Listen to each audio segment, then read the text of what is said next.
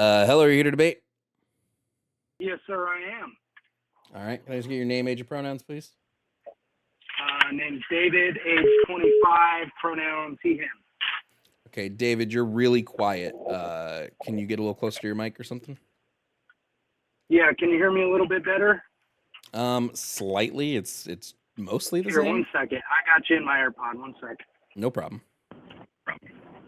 Okay, so I'm not necessarily here to debate. I've never really had a conversation with a leftoid. I kind of just want to pick your brain on why you think it's okay for minors to get sex changes. Why do I think it's okay for minors to get sex changes? I think it is okay for minors to receive gender affirming care because it's been proven to be a safe and effective method of curtailing gender dysphoria.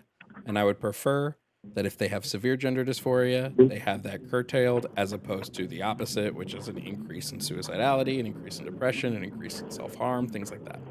So I think it is okay for their parents to decide to give them this method of care. So I am not super well versed in what gender affirming care is. What is gender affirming care? Gender affirming care, at least when we speak like medically, medical gender affirming care is just a list of medical treatments that are devised to align someone's phenotypic sexual traits with their gender identity.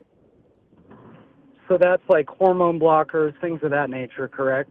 The like most common methods of gender affirming care would be pubertal suppressants, pubertal suppressants, start of puberty, and then HRT is the most common medical affirming care that's given. So, of any of the gender affirming cares that you listed, is there any of them that would permanently change someone's body? There can be permanent side effects, yeah, just like there is for any medical treatment. Okay, so I guess I don't think that a minor should be able to make any decisions that could permanently change their body.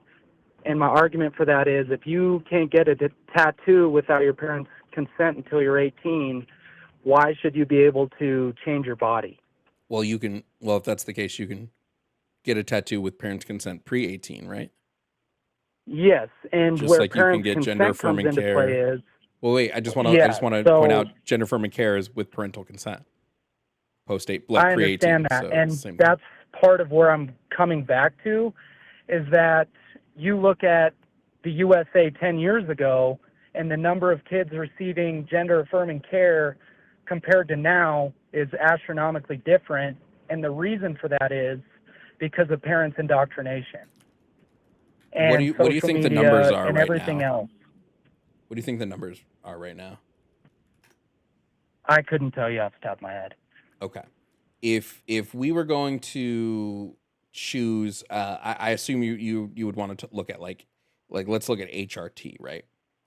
If we're looking at HRT, how many people under the age of 18 do you think are receiving HRT a year? In the United States, I would Mhm. probably say anywhere from 10 to 20,000.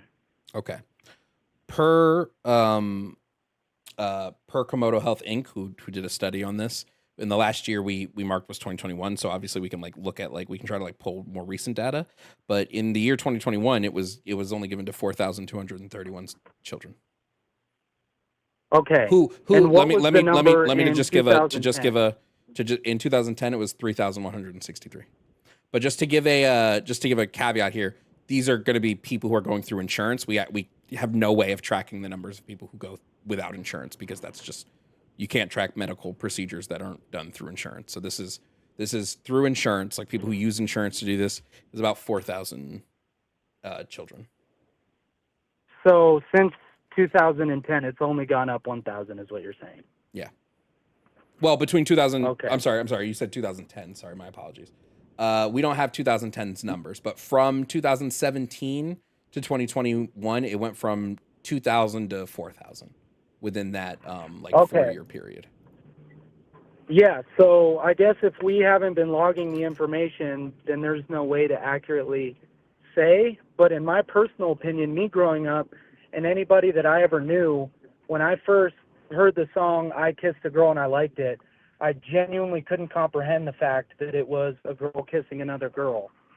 And it had to be explained to me that that's what's going on. And what I'm getting at is the fact that nowadays kids are being pushed this narrative and becoming so much more involved, I guess. I don't know the proper way to word it, but I feel like the only reason that kids even have this idea to become trans is because of social media and the way that society has gone.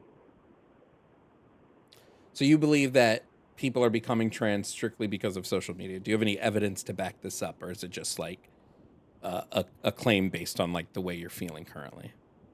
Yes, it's just an entirely emotion-based claim that me growing up, I never, anybody I know, you name it, like, it was never even a conversation. That's why I brought up that song by Katy Perry, because I couldn't even comprehend. And this was like when I was 8. I couldn't comprehend the fact that a girl kissed another girl. And what I'm getting at is the fact that the only reason that kids are having these ideas because, A, their parents are telling them, do you know what it means to be true? They're educating their kids on everything trans, when in reality, if they just lived out on a farm or wherever, it wouldn't even be a conversation. Like, these parents are planting the seed. Well, okay. Well, hold They're on. Well, then indoctrinating I have their a question for you.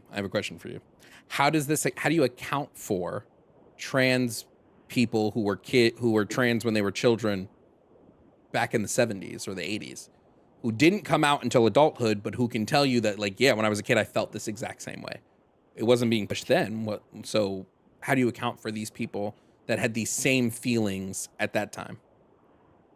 So these people, they definitely exist. I'm not saying that it doesn't exist and that it just came out of thin air ever since Obama legalized gay marriage. What I'm getting at is the fact that the numbers are so much higher because of indoctrination by gay parents. Okay, is the number higher? Well, hold on. I think there's and that people can feel that way. Really quick, David, I think there's an issue here that's of conflation. You're saying that because of the indoctrination, the numbers are higher. What it would appear to me, okay, what it appear to me when looking at the numbers of people that are coming out as transgender or the number of people receiving gender affirming care, what I see is that, like, because we're becoming more accepting as a society, people aren't afraid anymore to come out. Because if you ask adult trans people why they didn't come out as children, typically it's going to be fear of ostracization, fear of not being accepted, and these things are lowering now. So as social acceptance, I'll say social de-acceptance. So as the de-acceptance of trans people lowers, the people coming out go up. You see the same thing when you look at like a chart of left hand. Yeah, like, have you ever seen the meme? Have you ever seen the meme, the left-handed chart? I have not. So if you look at a chart of like left-handedness over time, like of like in around the 20s, between the 20s and 40s, there's a massive spike of people who are left-handed, right? Massive. Yeah. And that's because at that time is when we stopped beating kids who were left-handed and forcing them to be right-handed. So because we accepted left-handedness more, the number of people who were left-handed rose. So I would just argue it's the same thing. Yeah, I honestly, I don't think you're wrong, but can you agree that maybe not a large majority, but at least some of the trans population is due to their parents and to what they see on their phone? I would disagree with yada, this. Yada, yada. No, I would disagree with this, yeah. Yeah, I've seen no evidence to point to that. Well, I can give you evidence just from the sites you had pulled up. They haven't even started logging this information until 2021 because it was such a small amount of the population. Well, no, that's just when the study started. It was such a small amount of the population to where they didn't have to. Wait. That's just when this study started. If they wanted to, they could go back and look at insurance cases from well before that. They just didn't feel like, they just started at 2021. There's no reason to really go back. I understand that, but if they did do that, the percentage of people would be less than 1% of the sure, population. but this isn't showing causality, right? Because you're making a causal claim. You're saying the reason for the rise is because of parental indoctrination, but that's not showing causality. This is just showing a correlation. This is just showing that as time goes on, we're seeing more people come out as trans. But you're trying to correlate that with parental indoctrination with no evidence. It makes sense because it's more okay now, which I understand that that's correct. But I feel like you cannot argue the fact that kids nowadays, like me, like I said with the song, I didn't even comprehend what it meant to be gay until I was at least 10 years old. But now you have kids in kindergarten learning about gay sex. And that opens their mind to all these things. David, we don't have kids in kindergarten learning about gay sex. That's not a thing. Yeah, okay, maybe not gay sex, but we have. They might learn that gay people exist, LGBTQ. sure, but like, so what? Who cares? Like, if a 5-year-old learns that a gay person exists, so what? It's not harming them to know that gay people exist. Is the fact that they shouldn't be exposed to that until to gay people. Older. So what do we do if a child's teacher happens to be gay? We just go like, nah, you can't look at that. Don't tell. We don't ask, don't tell. Wait. Let me ask you a question. Your job is to teach the kids, not push what it means to be gay. They're there to learn about David, history, I want to ask you a question. Not... David, I want to ask you a question.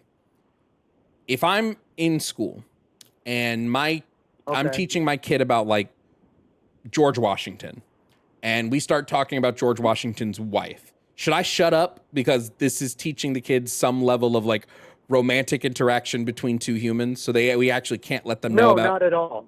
Not at all. Okay, great. Hold on. Great. Not at all. I love that answer. I agree. Now let's say we're teaching the children and we get to a historical figure that has a husband of note.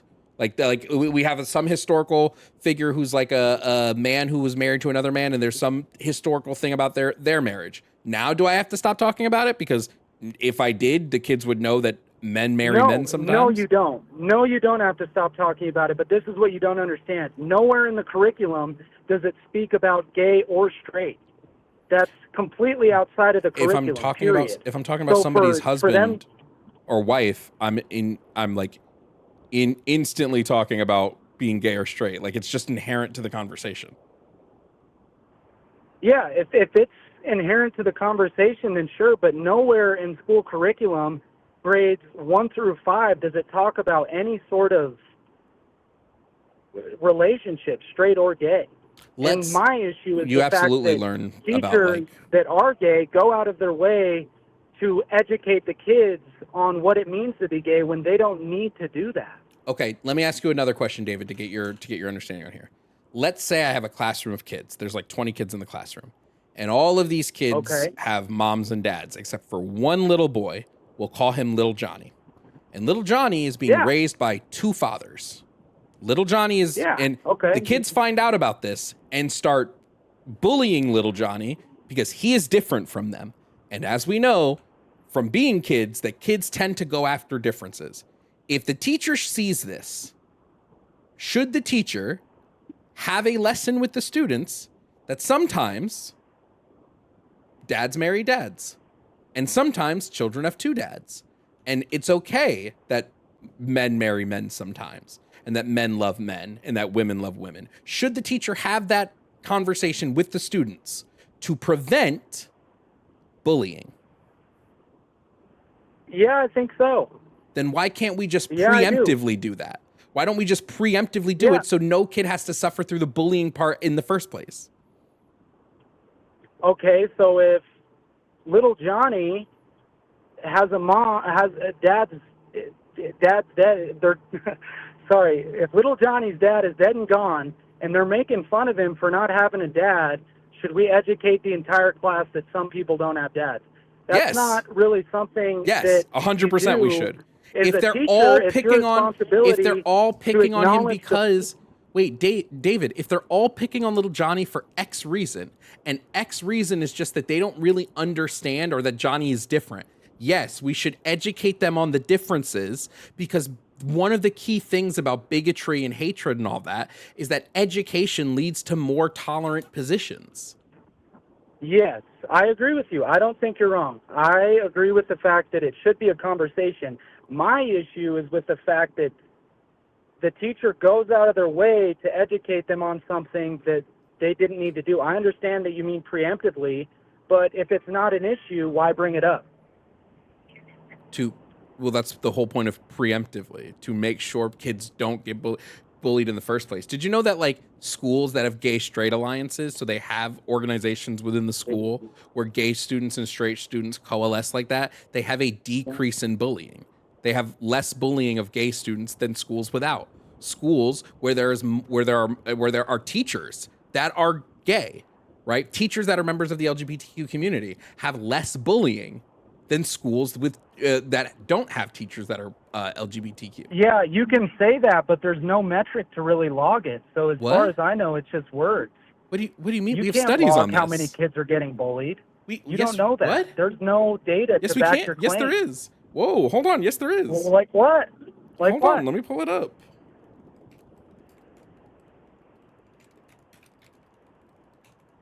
Sorry, what'd you say? I said I'm going to pull it up. Okay.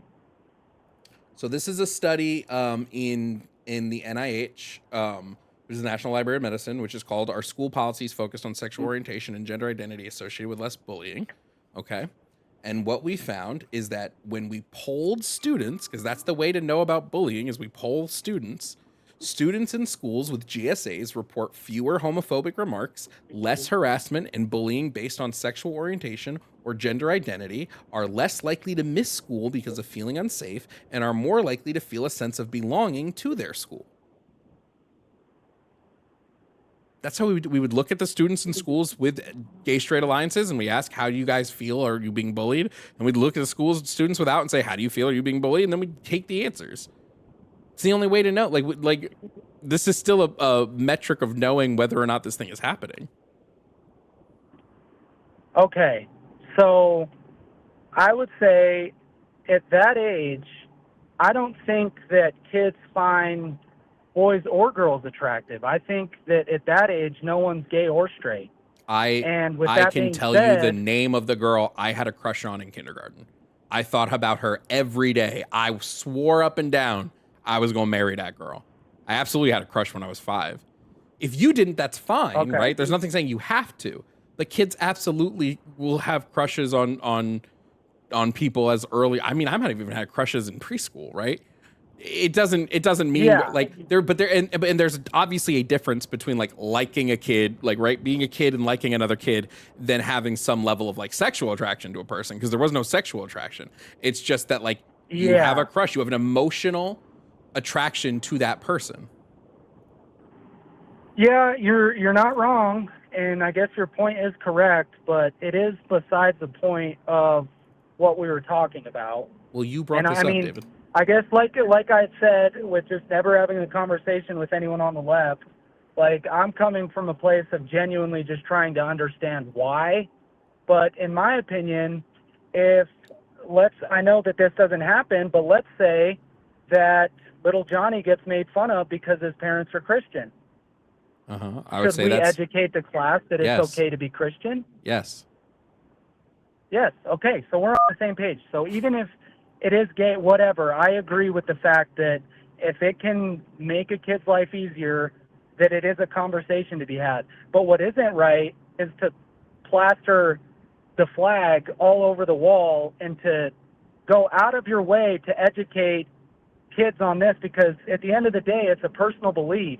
And if I'm not coming to school making your kid read the Bible, why can you come to school and make my kid learn about what it means to be LGBTQ?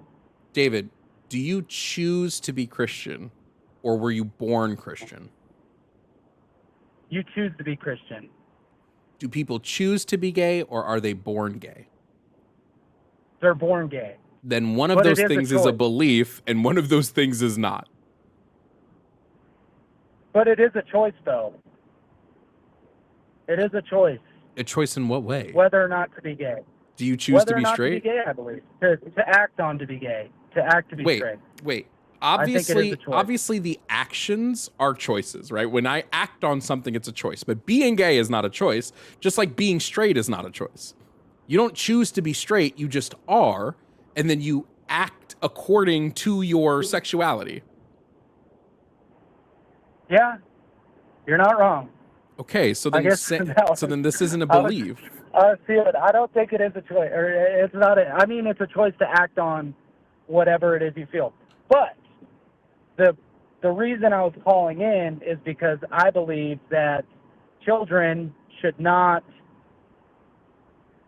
have anything done to them until they're 18. Because you can't deny there have been hundreds of cases of kids doing irreversible surgeries, whatever, and then later regretting it in life. The regret because rate, their brain wasn't fully developed enough to make such a serious decision. David, the regret rate when it comes to gender affirming care on the high end, okay, this is on the high end, is about 3%. 3% of people that go through gender affirming medical care regret their decision. But that's the thing, though. We don't know that yet because this is such a new issue that there could be new numbers. No, David, we have a lot of... This is like when they invented cigarettes and started tracking lung cancer. Like, it's one of those things that's so new that you won't really know what the numbers are really like for another 20 years. David, I have a 50-year longitudinal study that was a 50-year study, okay? 50 years that shows that the total regret rate of people that got bottom surgery was 2.2%. Is 50 years not enough time to know? Where'd you get this data from? So this one is specifically out of Sweden. It was studied between 1960 and 2010. What's the name of the source? An analysis of all applications for sex reassignment surgery in Sweden, 1960 to 2010, prevalence, incidence, and regrets. Okay, well, in my personal opinion, I don't think that's a valid source, only because Why? You haven't read it's in a different country, B, they're collecting data from, I don't know. I don't think they're collecting data everywhere they should be collecting data. You don't know where they collected data from because you didn't read the study. Yeah, you're not wrong, but at the same time, I don't trust that source. Okay. I could pull up any sort of website. I guarantee you right now, this isn't a website. I could pull up a website that gives me some percentage number of how many people regretted it. David, this isn't just me pulling up a website. This is a literal 50-year longitudinal study.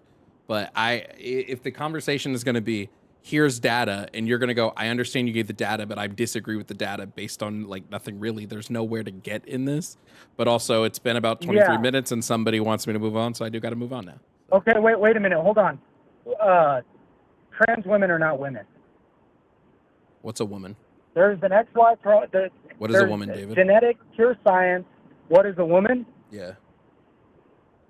Someone that has certain chromosomes.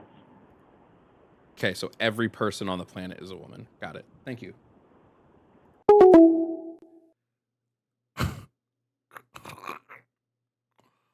We all have certain chromosomes. Shout out Junie. Thank you guys for watching. And shout out to my YouTube members. Their names appear on the side. Membership starts at $2.99 and gets you access to early videos, uncensored videos, and members-only content. Also, shout out to Tier 4 members Blaze and Yemye. Tier 4 members get to help choose debate topics, and their contributions go a long way to helping me create higher quality content for all of you. Remember to subscribe for your daily dose of leftist debates, and I'll see you in the next video.